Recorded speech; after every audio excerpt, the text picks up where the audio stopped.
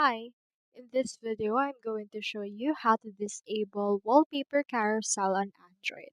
So this is applicable on all Redmi, Samsung, Realme, and more Android phones. So in order to do that, let's head over first to our settings right here and click on the search. Search in here for wallpaper. You can click onto this wallpaper with home screen and style, and you can see in here your lock screen style.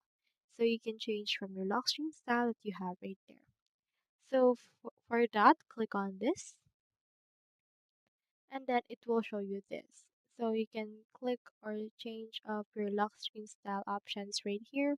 You can just change your actual picture that you have right here on your lock screen, and this should be able to disable carousel if you have it enabled in your Android once you have done this.